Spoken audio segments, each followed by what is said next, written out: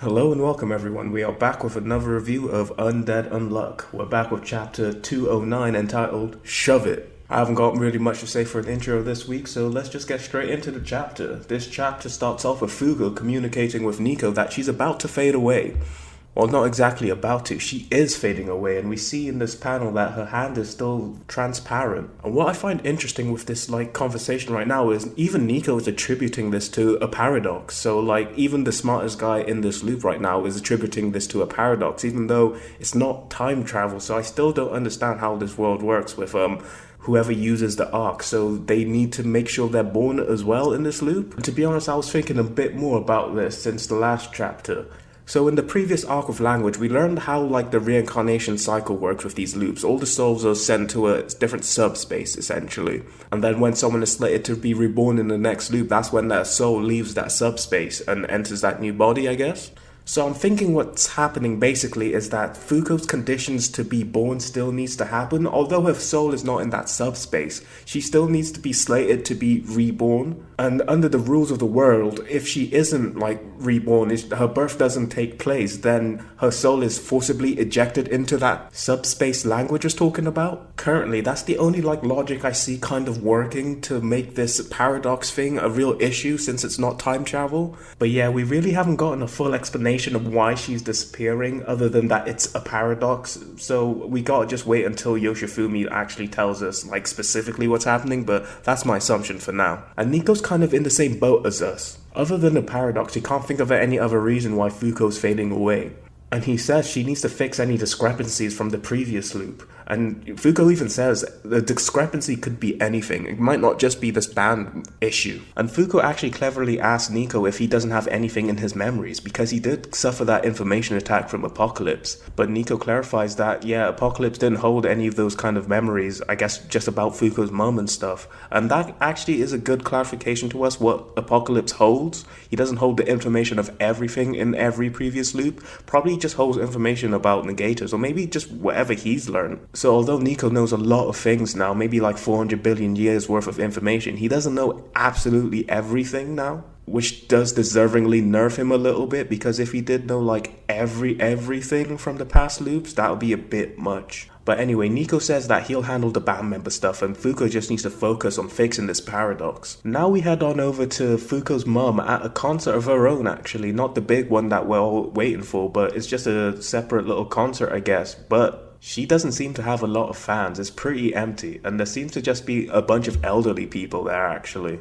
Actually, I wouldn't even describe it as a bunch. I think it's just a couple elderly people, one or two. Then she starts singing, and it turns out she is a terrible singer. Actually, it's so painful that the old people there are actually using her singing for chiropractic reasons. After the concert, Fuuko's mom is speaking with a manager, and unfortunately, she's been fired after this concert. Now she just has to walk home all solemnly in her full idol costume, because it turns out she probably forgot her change of clothes at home. So yeah, unfortunately, Fuuko's mom is actually very unsuccessful as an idol. But it seems she is still quite popular in her area, because all the vendors in her shopping district starts giving her a bunch of free stuff. And I believe this is where we learn her name. They call her Kaede Kins. And I'm assuming Kins is a sort of honorific. I haven't heard it before, but the way it's written, it seems like they're using an honorific, calling her Kins. It's probably used for idols, maybe? But seeing how she's adored by all the people around her, Sean points out that she's kind of like Fuuko in that way, and he can see how she's her mother. But being adored doesn't really pay those high bills, because she's living in a pretty rundown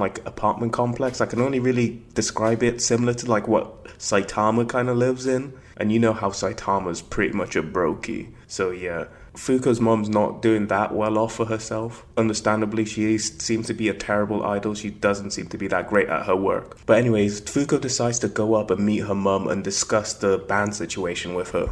Fuuko's mum seems to be expecting someone else, because she's saying to this Mr. Ratai she's sorry, but she can't go to the festival, and she's crying her eyes out at the moment. Her mum recognizes Fuuko as the person from the shop yesterday. So Fuuko lets her know that she's putting a band together for her, and she seems to be very grateful about it. Then she lets Fuuko know that she wasn't even actually invited to that big concert based on her popularity. She was actually recommended by Kurukuru herself. And it also turns out that Kurukuru is topping the charts, so her recommendations probably has a lot of weight, so that's why she was able to get Kaede onto this huge stage, despite her being absolutely awful. So you must be wondering, if Kaede's so terrible, why would Kururu recommend her? And it turns out when they were both first starting off, they were in the same band. They were a duo. But in a sort of Destiny Child situation where Kururu was the Beyonce, she just had more talent and they broke up essentially. But Kaede did mention that Kururu was headhunted by a famous agency and they also wanted Kaede too, but she decided herself to step down because she thought Kururu would probably be better as a solo act. So they probably didn't really break up on really bad terms, so that's why Kururu still recommended her for this big event, because this event is kind of like an idol's dream to be on a big stage. They says that with things like this, she's actually really lucky when it counts, but sadly, she says she can't keep up with what luck affords to give her. This is kind of getting really emotional, and like I said, I knew this arc with Fuuko's mum, some emotional stuff is gonna start cropping up. And yeah, Kaede seems to be such a nice person, but she's just ravaged with this unluckiness about her. But she seems to like still keep going with a smile on her face and whatnot. But yeah, she's breaking down right now because it's getting tough and it's getting like to the point where she can't handle it anymore. But Fuuko decides to give her a bit of a pep talk and lifts a line from Andy and says no matter the era, when it comes to seal the deal, people like her always deliver. And she says they're gonna do some training, and then she calls for move and they just teleport through Kaede's like floors. And they go to the Union headquarters where Nico's there with Teller, Billy, and I think Chikara. And I really quick want to point out the attention to detail Yoshifumi puts in here, because Fuuko's catching and holding her mother, but she's like using her beanie to make sure that she doesn't actually make any physical contact with her. And I just like pointing that out because I thought it was kind of cool, him putting that attention to detail, because I could see a lot of mangakas kind of forgetting about that. But yeah, Yoshifumi's really specific about it here. Nico's really surprised that Fuuko brought her here and wants to know the reason why, but before she gets to explaining that, she's asking what they're doing. And this is really cool. Nico is actually trying to practice making unforgettable an external targeting type. This is what he touched upon at the end of the language arc, that the categories of self-targeting and external targeting types might not exist, and he's putting that into practice right now. So basically what it looks like he's doing is he's using his spheres to forcibly move these guys' body parts so they like play the instruments, but they're not actually playing it themselves. It's like whatever Nico programs into the spheres, he's just making them play whatever. And it seems they've got these like visors on. It probably is a part of the technology he's kind of using. So he's basically forcing them to play it. And by trying to make unforgettable an external targeting type, he's targeting those guys to remember those things that they're playing. I don't know how it would technically work out. I guess he's kind of, because it's all using the soul, I guess it's like he's kind of imparting it onto their soul, these actions that they're doing right now. So all they have to do is do it once and then they'll remember it forever using unforgettable. And yeah, if this works out, this is a pretty cool way you can just quickly learn and master something. So he's making Chikara learn the piano, and he's making Teller learn guitar, and Billy the drums. Although it does seem like this method of learning seems pretty torturous. I'm assuming just because they've got such a small time frame that he's doing it like this. They're like forcibly learning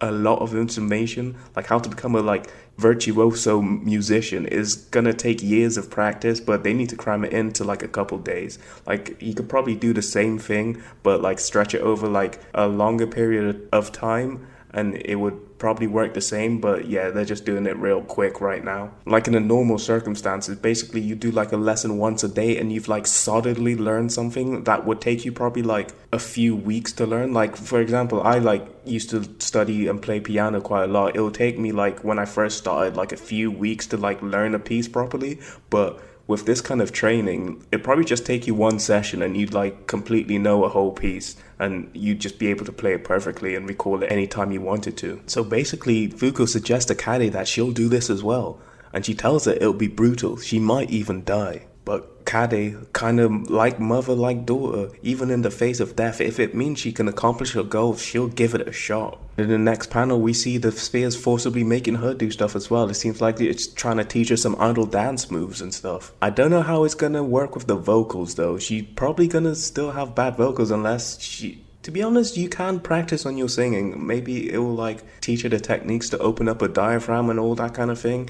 You never know. There might be some improvement. Now, heading back to Kade's house, it turns out Fuuko's dad's at the door, and Sean and Julia lets Fuuko know. So they both teleport back, and when Fuuko's mum answers the door, she has bags under her eyes, just like Nico does. She does say that Nico said the bags will be gone by the date of the big show. So yeah, the bags aren't really a physical attribute of unforgettable, it's just a thing that happens when you're stressed out still. But yeah, unforgettable, obviously, because you have so much knowledge in your head, you are getting pretty tired and stressed out with, so it creates bags. Nico's never gonna forget his stuff, so the bags will stay there constantly, but with them, I guess once they've got some time to rest. But I guess with Nico, his brain's always adding more information, so he's never really truly resting. And so yeah, there's some just quick confirmation that was Fuuko's dad, and his name is Mr. Raita, and that's the person she was expecting before when Fuuko knocked the door. So I guess we kind of know Fuuko's full name. Like, I'm assuming they got married eventually, and yeah, so it's Fuuko Raita, probably.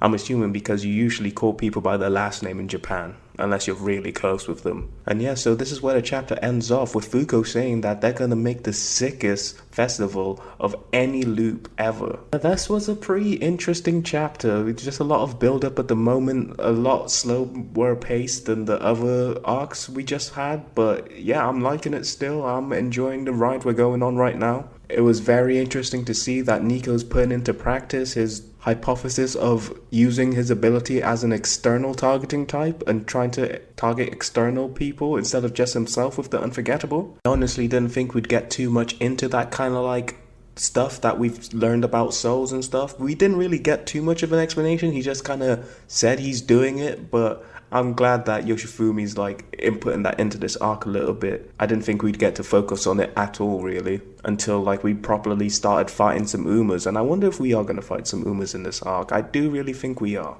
It's still a show in the manga after all, there's gotta be some fights in here. It was really sad to see Fuuko's mum's life, to be honest, and I'm really wondering if there are some shenanigans going on in this loop, like because Fuuko traveled the arc, like God is trying to make her not exist and is just fucking with her mum's life really badly. And if he is, really man, we need to get this guy. Because I'm still thinking specifically like with her band, it's kind of weird that her band all got injured. There's got to be someone behind this. Like, is Unruined back? Is Unruined doing some stuff? Is he back and fucking with everyone? I think it might be a case of that, to be honest. There's got some kind of special rule or like a special negator like Unruined around just trying to fuck with Fuuko's mum. And yeah, we'll probably get into that once the big concert comes around. I wonder if it's going to be next chapter. We'll just have to wait and see. But as always, thank you for watching if you made it this far, and I'll see you later.